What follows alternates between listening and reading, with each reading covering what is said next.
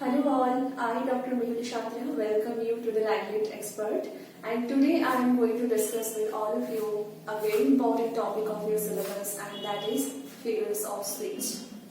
So today's topic is figures of speech.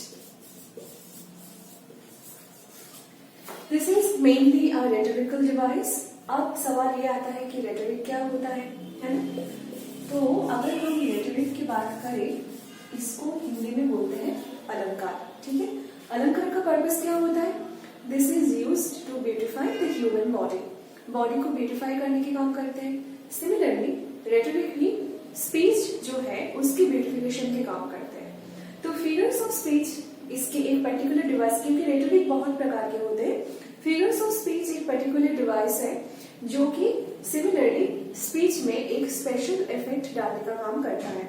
हमारे जो day to day conversation होता है, जो नॉर्मल कन्वर्सेशन होता है, वो नॉर्मली हम कन्वर्स करते टाइम, बात करते टाइम यूज करते हैं. लेकिन जब भी आपको अपने इमोशन को या अपनी जो हिडन इंटेंशन है उन चीजों को आपको सामने लाना है और आप बिल्कुल एज इट इज उसको नहीं बोल पाते, मोर और लेस आपको एक जब स्पेशल इफेक्ट देना होता है, then you can take the help of figures of speech. ठीक है, तो अब पहला फिगर ऑफ स्पीच जो कि आपके सिलेबस में दिए गए हैं, that is सिमिले. So first figure of speech is सिमिले. Right, now what is सिमिले? सिमिले क्या होता है? सिमिले है जब एक डिफरेंट चीज को आप दूसरे किसी डिफरेंट चीज के साथ कंपेयर करते हैं और वो कंपैरिजन बहुत एक्सप्लिसिट कंपैरिजन होते हैं, तो उसको बोलते हैं सिमिले. अब हमें कैसे पता चलेगा कि एक्सप्लिसिट कंपैरिजन हो रहे हैं कि इम्प्लिसिट कंपैरिजन हो रहे हैं?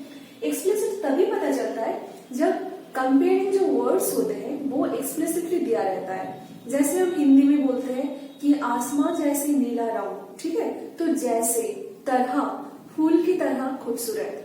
तो जो तरह, जैसा, ऐसे वर्ड को जब हम हिंदी में लाइक या एज में यूज करते हैं तो वो हो जाता है सिमिले. एक बहुत ही फेमस पोएम है रॉबर्ट बर्न्स के, और उसका एक फेमस लाइन है, that is my love is like a red red rose. ठीक है,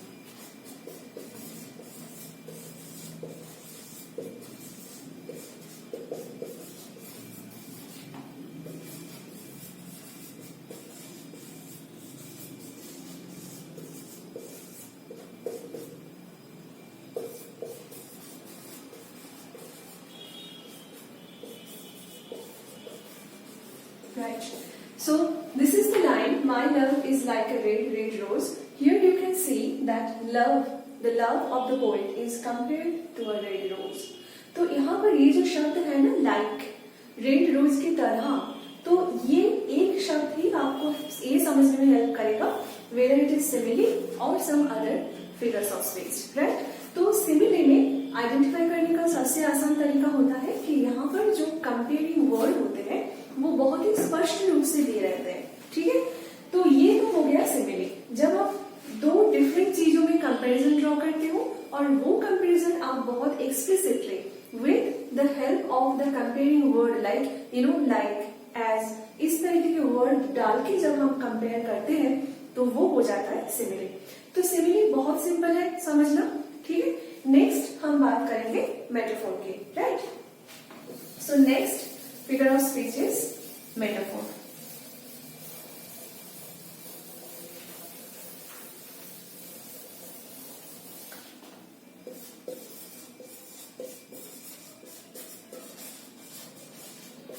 Now what is a metaphor? आप इसको कैसे डिफाइन करोगे? देखो, मेटाफोर में भी हम बिल्कुल एक डिफरेंट चीज को एक डिफरेंट चीजों के साथ कंपेयर करते हैं, but in this case the comparison is not explicit, rather it is implicit. मतलब सिमिले में हम जैसे एकदम एग्जैक्ट कंपेयरिंग वर्ड्स को डालते थे, लाइक, एज, इस तरीके से, वैसे मेटाफोर में हम इस तरीके का वर्ड नहीं डालते हैं. पहले हम एग्जाम्पल देखते हैं, क्योंकि जब हम एग्जाम्पल देखेंगे हमारे लिए समझना बहुत आसान होगा. Practical is always much easier than the theory, isn't it? Okay, तो हम अब एग्जाम्पल देखते हैं. ठीक है, एग्जाम्पल में हम ये ले सकते हैं, the world is a stage. This is a very famous line from a drama written by the most famous playwright in English literature. Can you guess it? कोई guess है आप लोगों के? Anyway, this has been taken from As You Like It by William Shakespeare. ठीक है? So this line has been taken from As You Like It by William Shakespeare.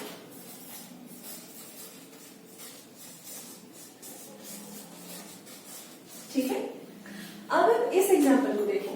The world is a stage. ये दुनिया एक stage है. अब हम ये नहीं बोल रहे कि ये दुनिया एक स्टेज की तरह है. हमने ये नहीं कहा कि the world is like a stage. हमने ये कहा the world is a stage. ठीक है, तो ना हमने लाइक यूज किया ना हमने एज यूज किया. हमने डायरेक्ट ये स्टेटमेंट दिया कि ये दुनिया एक स्टेज है. मतलब यहाँ पे बिल्कुल क्लियर है कि इस दुनिया को स्टेज के साथ कंपेयर किए जा रहे हैं, लेकिन वो कंपैरिजन इम्प्लिसिट है. ये आपको समझना पड़ेगा. ठीक है, तो ये मेटाफोर का एग्जांपल है. दुनिया को स्टेज के साथ कंपेयर किए जा रहे हैं. एज यू लाइक इट आप लोगों ने अगर पढ़ा होगा तो आप देखेंगे कि इस पर्टिकुलर लाइन को किस कॉन्टेक्स्ट में एक्सप्लेन किया गया है कि जैसे स्टेज में एक्टर्स आते हैं कुछ टाइम के लिए, अपना अपना रोल परफॉर्म करते हैं और फिर एग्जिट करते हैं. सिमिलरली इस दुनिया में हम आते हैं कुछ टाइम के लिए, क्योंकि हमारी जो ह्यूमन लाइफ है वो बहुत टेम्पररी है. एक शॉर्ट स्पैन के लिए हम आते हैं, अपना अपना रोल निभाते हैं और फिर हम मतलब हमारे डेथ होते हैं. Because man is always मॉर्टल. तो इसीलिए वर्ल्ड को स्टेज के साथ कंपेयर किए गए हैं. लेकिन ये आपको समझना है क्योंकि यहाँ पर लाइक या एज इस तरीके का कोई वर्ड यूज नहीं किया गया. Right, therefore this example will be considered a metaphor. Okay, next. अब मेटाफोर में हमें दो चीज समझने की जरूरत है. ठीक है, मतलब दो टेक्निकल टर्म होते हैं मेटाफोर के.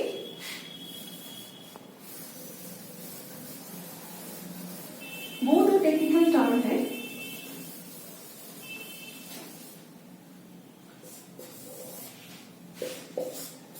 एक तो है टेलर, दूसरा है विंकल. ठीक है, ये दोनों टर्म किसने इंट्रोड्यूस किया था? आई रिचर्ड्स ने. ठीक है, एक बहुत ही फेमस क्रिटिक है आई रिचर्ड्स, उन्होंने इंट्रोड्यूस किया था. अब टेलर क्या है और विंकल क्या है? टेलर है जो सब्जेक्ट है वो. ठीक है, मतलब जिसको आप कंपेयर कर रहे हो. इस एग्जांपल में आप देखो वर्ल्ड को आप कंपेयर कर रहे हो तो वर्ल्ड यहाँ पर टेलर हो जाएगा. व्हीकल क्या है?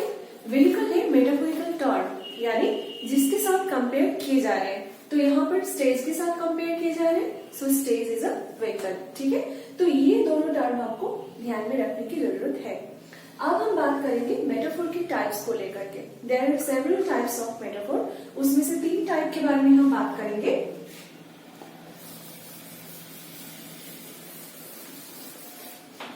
First, implicit metaphor, right? First one is implicit metaphor. Now, what is implicit metaphor? Implicit metaphor में जो टेनर है ये implied रहते हैं, ये mention नहीं रहता. ठीक है, इसीलिए ये implicit metaphor के नाम से जाना जाता है. अभी अभी हमने देखा है कि टेनर जो है वो है सब्जेक्ट, यानी जिसको आप कंपेयर करते हो. जैसे the world is a stage, तो यहाँ पर वर्ल्ड को आप कंपेयर कर रहे हैं तो वर्ल्ड इज अ टेलर. तो कुछ पर्टिकुलर मेटाफोर ऐसे होते हैं जिसमें वो सब्जेक्ट यानी जिसको आप कंपेयर करते हो वो मेंशन नहीं रहते हैं. ठीक है, अंडरस्टूड रहते हैं, इम्प्लिसिट रहते हैं, इसीलिए उसको हम बोलेंगे इम्प्लिसिट मेटाफोर. एक एग्जाम्पल है जो कि इमेज अब्राहम से हमने लिए हैं. ठीक है,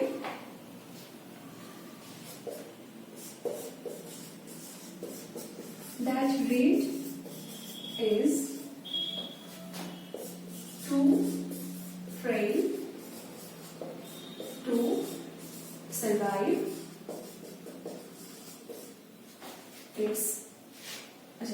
the storm of its sorrows. ठीक है, this line been taken from image animals.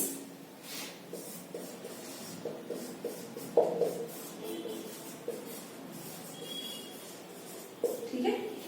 Well, suppose you are talking about somebody's death. ठीक है? अब आप डायरेक्टली नहीं बोल रहे हो that somebody died, somebody passed away. आपको थोड़ा सा पोएटिक टच देना है उसमें, ठीक है? आपके जो इमोशन है उसको आपको बताना है. So what did you say? You said that reed is too frail to survive the storm of its sorrows. ठीक है? अब reed जो है it refers to human body. ठीक है? Human body जो है वो हड्डियों से बने होते हैं. That's why reed represents, it is a metaphorical term for the human body. तो यहाँ पर reed जो है वो vehicle है और उसके जो टेलर है that is human body वो यहाँ पर मेंशन नहीं है. तो ओवरऑल यहाँ पर क्या बोला जा रहा है कि रीड यानी जो ह्यूमन बॉडी है वो एक दुखों के तूफान को सह नहीं पाए, है ना? तो किसी की डेथ को आप मेटाफोरिकली इस तरीके से डिस्क्राइब करते हो. तो यहाँ पर reed is the vehicle and the tenor is the human body. तो ह्यूमन बॉडी यहाँ पर मेंशन नहीं है, सिर्फ टेलर है, इसलिए ये मेटाफोर इम्प्लिसिट मेटाफोर कहलाएगा. Okay, next is dead metaphor.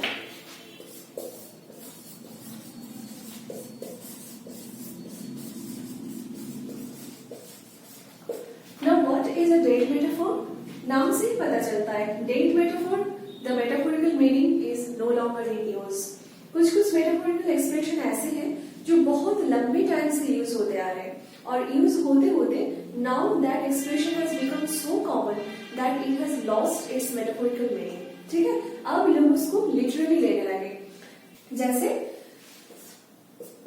The body of N AC. ठीक है? पहले क्या होता था कि एसी को ह्यूमन बॉडी के साथ कंपेयर किए जाते थे, तो वहां से बॉडी ऑफ एन एसी ये एक्सप्रेशन यूज होता था. लेकिन अभी ये इतना ज्यादा यूज हुआ कि अब हम इसको लिटरल मीनिंग में लेने लगे कि बॉडी ऑफ द एसी मतलब अभी एसी का जो मेन पार्ट होता है इंट्रोडक्शन और कंक्लूजन के बीच जो बॉडी यानी जो मेन पार्ट होते हैं उसको हम एसी की बॉडी के नाम से जानते हैं. ठीक है? लेकिन इनिशियली ऐसा नहीं था. Initially it used to be a metaphorical expression जहां पे बॉडी जो है एसी को ह्यूमन बॉडी के साथ कंपेयर किए जाते थे. ओके, अच्छा कि इस मेटाफोर को हम एक और नाम से भी जानते हैं, फ्रोजन मेटाफोर या फिर हिस्टोरिकल मेटाफोर. ठीक है? डेड मेटाफोर को आप फ्रोजन मेटाफोर के नाम से भी जानते हो या फिर हिस्टोरिकल मेटाफोर भी आप इसको कह सकते हो. The next one that is mixed metaphor.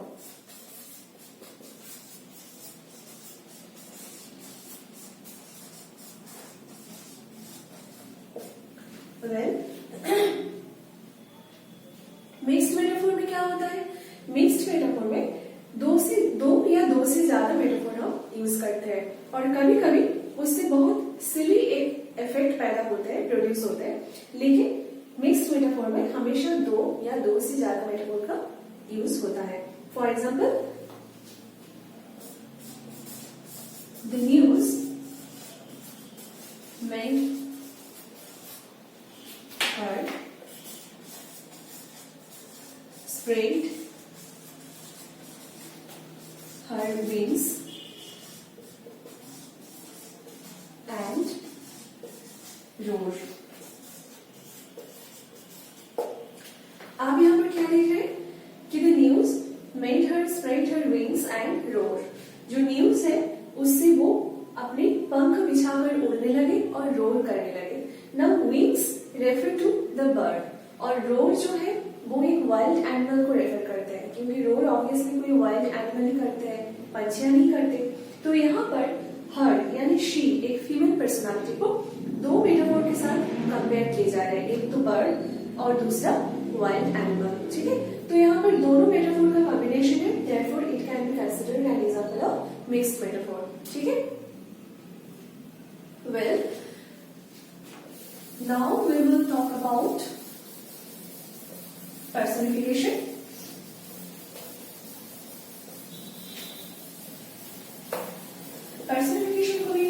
हम उसके नाम से ही उसके मीनिंग जो है वो समझ सकते हैं। पर्सनिफिकेशन कम्स फ्रॉम पर्सोना, है ना। तो personification another figures of speech,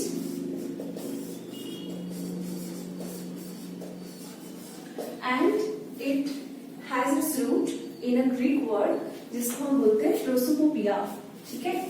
so this is a Greek word, ठीक है। Personification has come from this word. Personification का मतलब होता है कोई आप इनएनिमेट यानी नॉन लिविंग बीइंग या कोई भी एब्स्ट्रैक्ट आइडिया, उसके ऊपर जब आप ह्यूमन जैसा क्वालिटीज को मतलब इम्पोज करते हो तो फिर उसे बोलते हैं पर्सनिफिकेशन, ठीक है। तो पर्सनिफिकेशन में क्या होता है कि कोई भी नॉन लिविंग बीइंग या कोई भी एब्स्ट्रैक्ट आइडिया जो है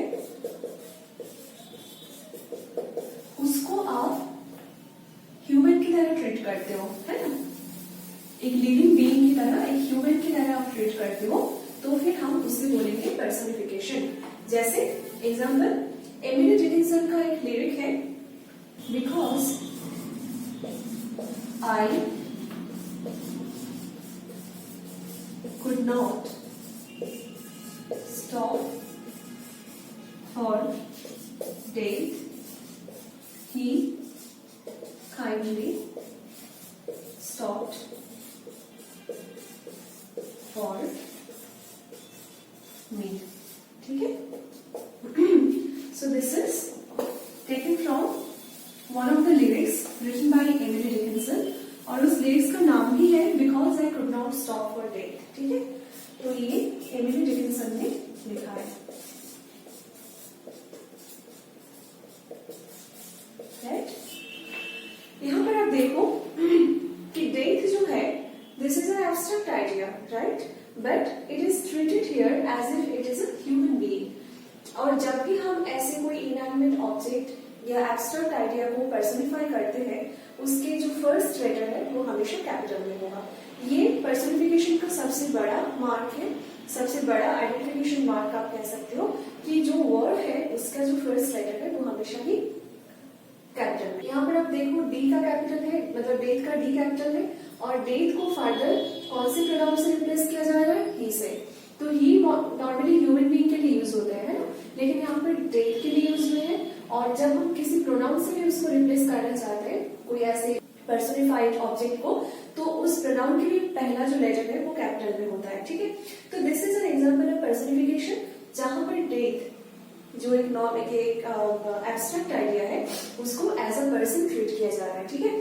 क्योंकि मैं डेथ के लिए वेट नहीं मतलब रुक नहीं सकी तो डेथ जो है वो मेरे लिए रुक गए, ठीक है।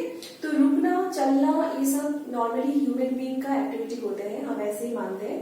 लेकिन यहाँ पर डेथ को क्योंकि एज अ पर्सन ट्रीट किए गए हैं तो उनके लिए फिर ये लाइन लिखे गए हैं, है ना। We will meet in the next video. Thank you for watching.